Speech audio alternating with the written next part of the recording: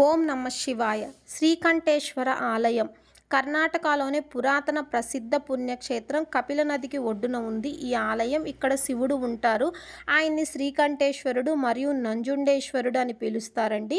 ఇది మైసూరుకి దగ్గరలోనే నంజనగూడ అనే ఊర్లో ఉంది. ఈ నంజనగూడ టెంపుల్కి సంబంధించినటువంటి ఇన్ఫర్మేషన్ మొత్తం కూడా మనం ఈ వీడియోలో చూద్దామండి. అంటే స్వామివారి ప్రాముఖ్యత ఏంటి, అభిషేకం ఎలా చేస్తారు, ఆ స్వామివారికి పూజలు చేయడం వల్ల మనకి ఎటువంటి ఫలితం దక్కుతుంది, పురాతన చరిత్ర మొత్తం కూడా మనం ఈ వీడియోలో చూద్దామండి.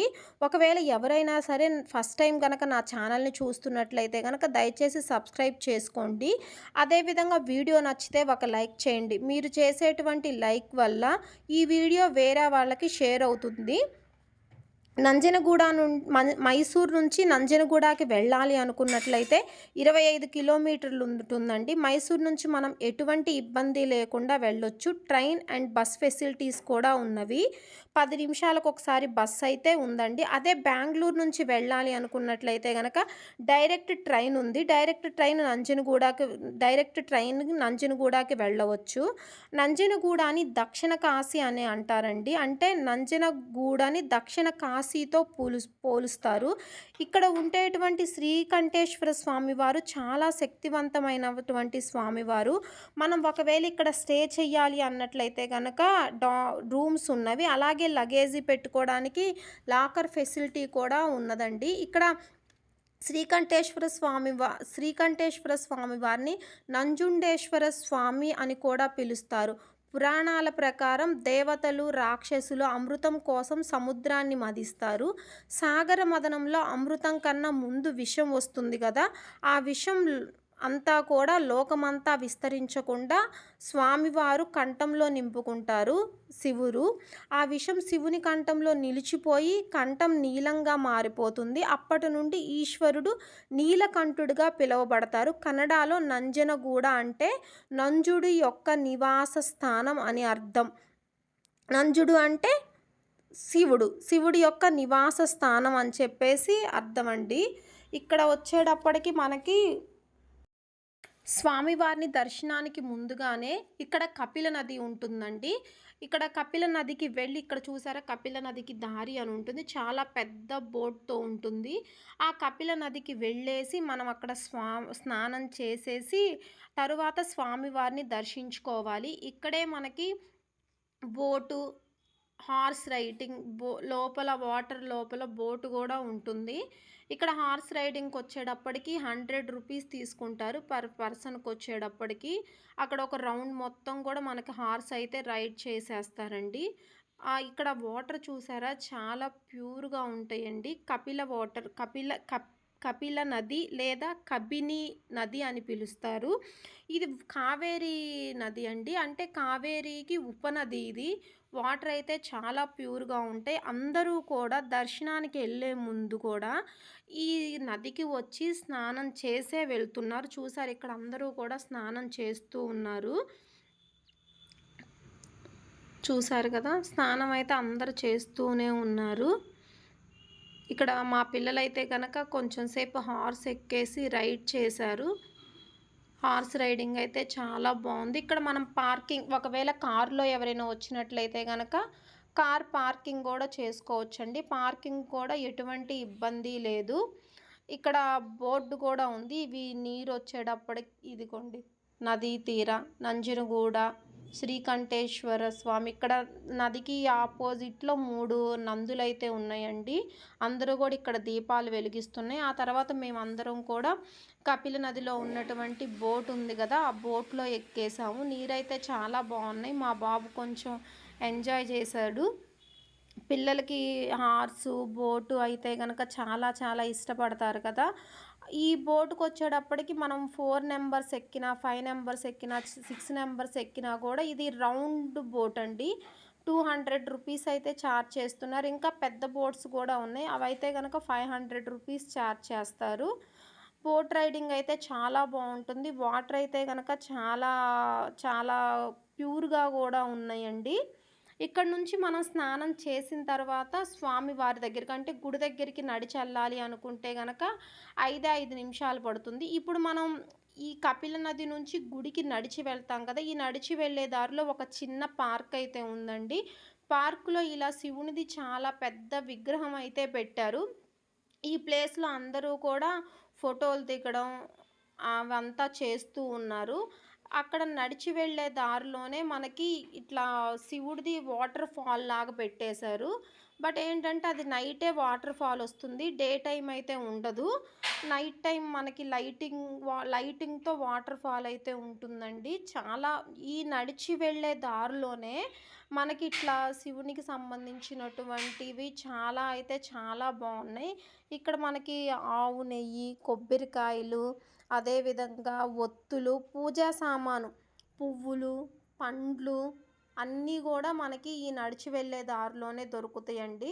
ఒకవేళ ఎవరైనా పూజా సామాను కొనుక్కొని స్వామిని దర్శించుకోవాలి అనుకున్నట్లయితే గనక ఇక్కడే కొనుక్కొని దర్శనానికైతే వెళ్ళవచ్చు. ఈ టెంపుల్ ఉంది కదా! ఇది గోపురం. గోపురం అయితే చాలా పెద్ద గోపురం అండి. గోపురంకి ఆపోజిట్‌లోనే నంది ఉంది. నందీశ్వరుడు ఉన్నారు. అందరూ కూడా ఇక్కడే ఒత్తులైతే వెలిగిస్తున్నారు. ఇది మేము కార్తీక మాసంలో వెళ్ళాం కాబట్టి అందరూ కూడా ఇక్కడే ఒత్తులైతే వెలిగిస్తున్నారండి. ఇక్కడ ఉన్నటువంటి నందీశ్వరుడు ఉన్నారు కదా! ఈ నందీశ్వరుడికి చెవిలో మనకి ఏదైనా కోరికలు ఉన్నట్లయితే గనక ఈయన చెవిలో చెప్పినట్లయితే కోరికలు తీరుతాయి అని చెప్పేసి చాలా నమ్మకం. అదేవిధంగా చిన్న పిల్లలకైనా పెద్దవాళ్ళకైనా ఎవరికైనా బాగోపోతే ఇక్కడ హెల్త్ ఇష్యూస్ ఉన్నటువంటి అందరికి కూడా ఇక్కడ ఒక అంత్రం వేస్తారండి. అక్కడ నందీశ్వర స్వామి ఎదురుగా ఒక పంతులు గారు ఉన్నారు. ఆయన అయితే గనక అంత్రం వేస్తున్నారు తగ్గుతాయి అని చెప్పేసి ఇక్కడ అందరికీ కూడా నమ్మకం. ఇక్కడ మనం నందీశ్వరేశ్వర స్వామి దగ్గర దీపాలు వెలిగించిన తర్వాత లోపల ఇది లోపలికి ఎంట్రీ అండి. లోపలికి ఎంట్రీ అయిపోయిన తర్వాత మనకి ఇక్కడ గోపురం చూసారా? ఇదే గోపురం ఇదే విధంగా బయట కూడా ఉంటుంది. ఇది లోపల చూసారా ఎంత బాగా చెక్కారో.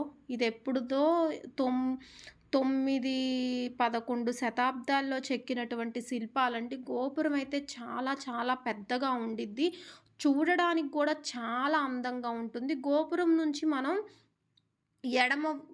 ఎడమ వైపుకి దర్శనానికి వెళ్తాం. కుడివైపు ఇట్లా ఎంట్రీ అవ్వంగానే కుడివైపున వచ్చేటప్పుడే మనకి ఇట్లా తులసి చెట్టు ఒకటి కనిపిస్తుందండి. అదేవిధంగా రావి చెట్టు ఒకటి ఇట్లా ప్రదక్షిణలు చేయడానికైతే లేదు. ఇక్కడ తులాభారం ఎవరైనా ఏదైనా మొక్కుకొని తులాభారం ఇవ్వాలి అనుకున్నట్లయితే తులాభారం ఇవ్వచ్చు. ఇక్కడైతే పెద్ద నందీశ్వర స్వామి ఉన్నారు. ఇక్కడ మేము నందీశ్వర స్వామిని వీడియో తీస్తుంటే ఆటోమేటిక్గా స్వామివారి మొహం సరిగ్గా రావట్లేదు. బ్లింక్ అవుతూ వస్తుందండి. సరిగ్గానే రావడం లేదు. అయినా సరే మేము వీడియో అయితే తీసేసాము. చూసారు అదిగో బ్లింక్ అవుతూ ఉంది. మేమైతే ఇక్కడ నందీశ్వర స్వామికి అంటే తీస్తే క్లియర్గా రావాలి కదా! కానీ అక్కడ ఫోటోలు తీయొద్దు అని చెప్పి బోర్డు పెట్టారు. కానీ మేము దూరం నుంచి అయితే తీసాము. చాలా బ్లింక్ అవుతూ వస్తున్నారు స్వామివారు. మాకైతే చాలా చాలా ఆశ్చర్యం వేసేసింది. చూసారు అదిగో చూడండి స్వామివారు చాలా బ్లింక్ అవుతూ ఉన్నారు. అక్కడ ఫోటోలు తీయొద్దు అని చెప్పేసి కూడా బోర్డు అయితే పెట్టేశారు. ఇక్కడ రైట్ సైడ్ అయితే కనుక మనం లెఫ్ట్ సైడ్ నుంచి మనం లోపలికి ఎంటర్ అవ్వగానే లెఫ్ట్ సైడ్ నుంచి దర్శనానికి వెళ్ళాలి. దర్శనానికి వెళ్ళేటప్పుడే మనకి వచ్చేటప్పటికి కొబ్బరికాయ ఎవరైనా తీసుకొని వెళ్తే కనుక ఆ కొబ్బరికాయ ఇచ్చేసినట్లయితే వాళ్ళే అక్కడ కొబ్బరికాయ కొట్టేసి మనకి ఇచ్చేస్తారు. ఇది పైన గోపురానికి లోపలే చుట్టూ గోపురం చుట్టూ ఈ విధంగా ఉందండి. మన పురాణాల ప్రకారం చూసినట్లయితే గనక ఒక రాక్షసుడు, ఆ రాక్షసుడు చాలా విషం కలిగి ఉంటాడు. అతడు దేవతలను వేధించేవాడని, ఆ దేవతలు కలత చెంది శివుణ్ణి ఆశ్రయించారు. కపిల, కౌండిని మరియు మగికర్ణిక అనే 3 నదుల సంగమంలో యజ్ఞం నిర్వహించండి. ఆ యజ్ఞానికి ఆ రాక్షసుడిని ఆహ్వానించండి. ఆ రాక్షసుడు రాగానే ఆ రాక్షసుడిని ఆ అగ్నిగుండంలో పడవేయమని శివుడు చెప్పారు. దేవతలు శివుని సలహాను అనుసరించి అదే విధంగా చేశారు. కాలక్రమేణా లింగం అనేది అదృశ్యమైపోయిందండి. ఆ తర్వాత పరశురాముడు ఆ ప్రదేశం చేరుకొని తల్లి రేణుకాదేవిని చంపినందుకు ప్రాయశ్చిత్తంగా ఈ లింగాన్ని ప్రతిష్ఠించారు అని చెప్పేసి మనకి పురాణ ప్రకారం ఉన్నది. లోపలికి వెళ్ళిన తర్వాత ఈ విధంగా మనం క్యూ లైన్‌లో నించొని దర్శనానికి వెళ్ళాలి. ఇది దర్శనానికి వెళ్ళేటువంటి గర్భగుడి ద్వారం అండి. గర్భగుడికి ఎదురుగానే పెద్ద ధ్వజస్తంభం ఉంటుంది. ఆ ధ్వజస్తంభాన్ని దర్శించుకొని మనం లోపలికైతే దర్శనానికి ఎళ్ళాల్సొస్తుందండి. దర్శనానికి మనం ఫోన్ అయితే ఎలో ఉంటుంది. ఎటువంటి ప్రాబ్లమ్ కూడా లేదు.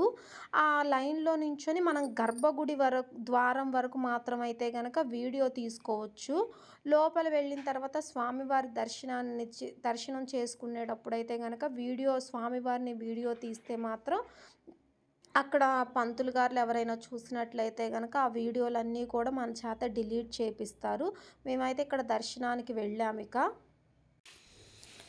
ఈ ఆలయం ద్రావిడ నిర్మాణ శైలికి చక్కని ఉదాహరణ అండి. ఈ ఆలయం మనకి 11వ శతాబ్దంలో చోళరాజులు గర్భగృహాన్ని నిర్మించారని చెప్పేసి లోపలైతే మనకి శివుడు లింగ రూపంలో దర్శనమిస్తారు. చోళరాజులు ఈ గర్భగృహాన్ని నిర్మించారని, అదేవిధంగా భక్తులు కూర్చోడానికి మండపం ఉంటుంది. దాన్ని 13వ శతాబ్దంలో విజయనగర కాలంలో నిర్మించారని, తరువాత మైసూరు వడియర్ రాజుల పాలనలో ఆలయం బాగా అభివృద్ధి చెందిందని చెప్తారు.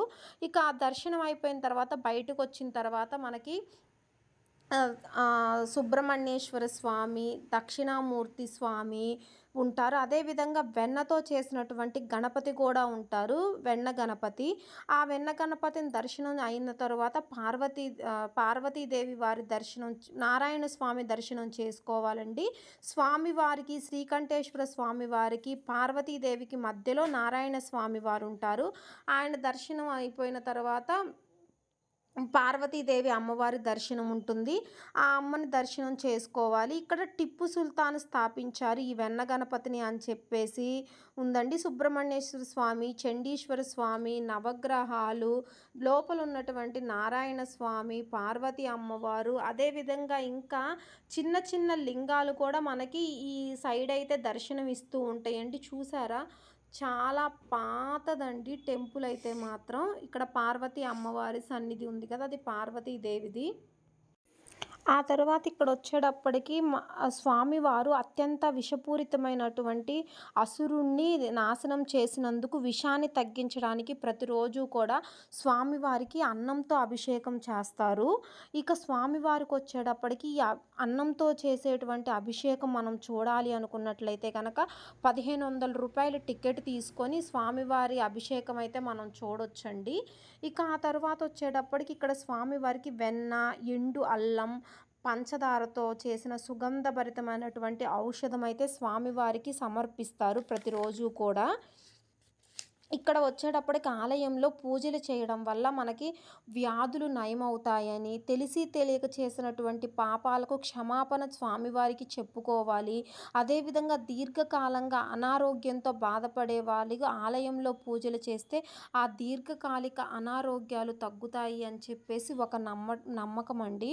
ఆలయం మనకి ఉదయం 6 గంటల నుండి 1 గంట వరకు, సాయంత్రం 4 గంటల నుండి 8 గంటల వరకు అయితే దర్శనం చేసుకోవచ్చు.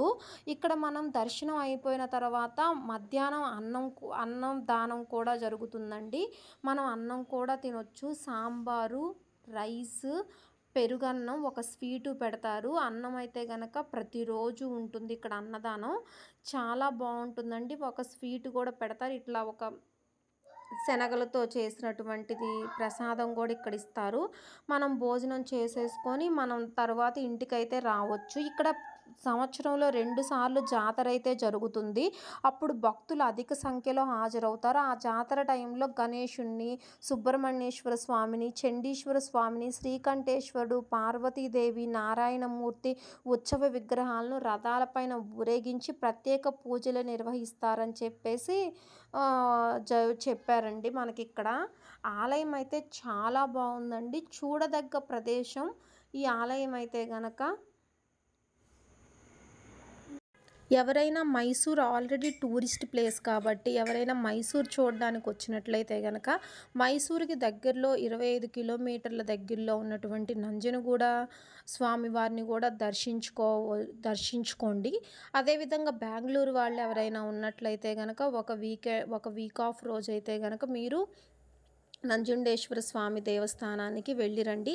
ఈ కార్తీక మాసంలో నేను ఈ వీడియోలో చూపించేటువంటి నంజుండేశ్వర స్వామి వారిని గుడిని చూసి అందరూ కూడా ఆ శివుని అనుగ్రహం పొందాలని చెప్పేసి నేను కోరుకుంటున్నానండి. శ్రీమాత్రే నమః.